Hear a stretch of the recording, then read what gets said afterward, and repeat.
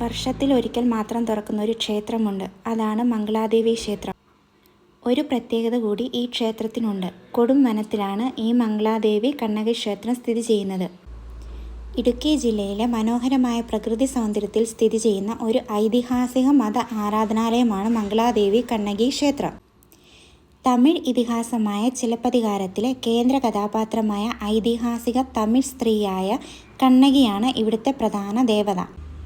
ഏകദേശം 2000 വർഷങ്ങൾക്ക് മുമ്പ് വണ്ണാത്തിപ്പറയിൽ പുരാതന തമിഴകത്തിലെ രാജാവായ ചേരൻ ചെങ്കൂട്ടവൻ നിർമ്മിച്ച ഈ ക്ഷേത്രത്തിന് കണ്ണകി കോട്ടം അല്ലെങ്കിൽ മംഗളാദേവി കണ്ണകി ക്ഷേത്രമെന്ന് പേരിട്ടു. സമുദ്രനിരപ്പിൽ നിന്ന് ഏകദേശം 1337 മീറ്റർ ഉയരത്തിൽ സ്ഥിതി ചെയ്യുന്ന ഈ ക്ഷേത്രം പാണ്ഡ്യ വാസ്തുവിദ്യയ്ക്ക് പേരുകേട്ടതാണ്. ക്ഷേത്രത്തിലേക്കുള്ള അതിർത്തി മതിലുകളും പടികളും വലിയ കല്ലുകൾ കൊണ്ടാണ് നിർമ്മിച്ചിരിക്കുന്നത്. ഏപ്രിൽ മെയ് മാസങ്ങളിൽ വരുന്ന ചിത്ര പൗർണമി ഉത്സവ സമയത്ത് മാത്രമേ ക്ഷേത്രം തുറന്നിരിക്കുകയുള്ളൂ. പെരിയാർ കടുവ സംരക്ഷണ കേന്ദ്രത്തിന് നടുവിലാണ് ഈ ക്ഷേത്രം സ്ഥിതി ചെയ്യുന്നത്.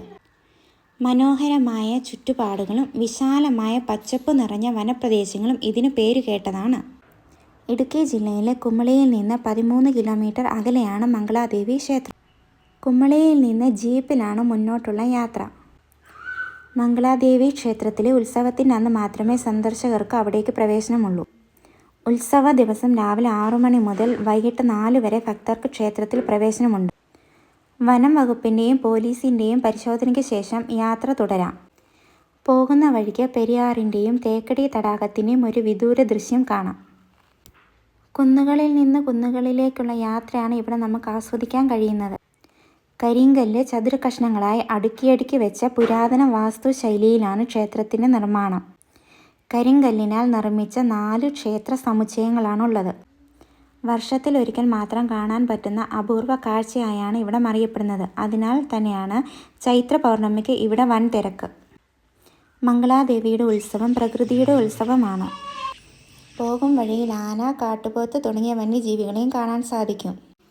വീഡിയോ ഇഷ്ടമായി ലൈക്ക് ചെയ്യുക, ഷെയർ ചെയ്യുക, കമൻറ്റ് ചെയ്യുക.